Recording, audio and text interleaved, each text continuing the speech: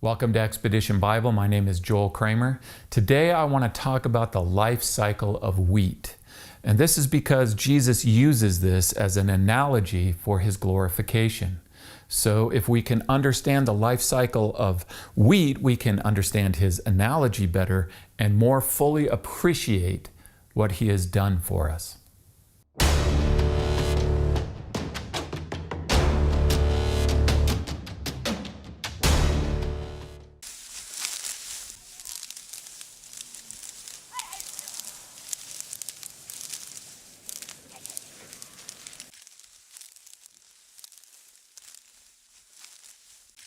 The beginning and end of the life cycle of wheat really happens at harvest time. At harvest time is when the wheat plant truly dies, when it is cut off from its stalk. And this term cut off is used in the Bible to describe death. However, if just one seed from this wheat plant that's been cut off is planted, then there's hope. A grain of wheat is the seed of the plant. And what a seed is it's a container that holds a tiny little plant. And it's got this outer protective shell. And so when a seed is planted, it can lay dormant until it gets what it needs. It needs warmth, it needs air, and especially it needs water to get to it. And when that water gets to it, then a little miracle happens and it germinates, it sprouts into life and begins to grow.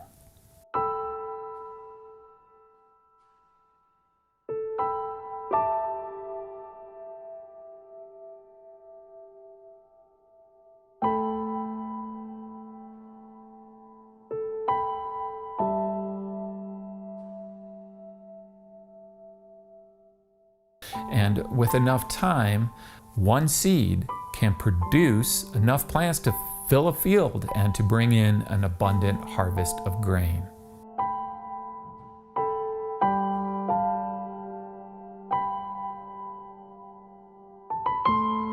So this is what Jesus used as an analogy. He says, "The hour has come for the Son of Man to be glorified. Very truly I tell you, unless a kernel of wheat falls into the ground and dies, it remains only a single seed. But if it dies, it produces many seeds."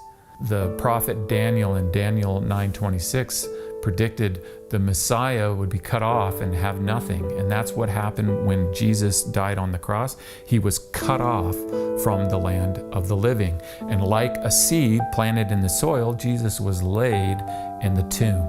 And he remained dormant for 3 days until, like a seed, he sprouted back to life. And as a seed sprouts and grows up through the soil, Jesus rose from the dead.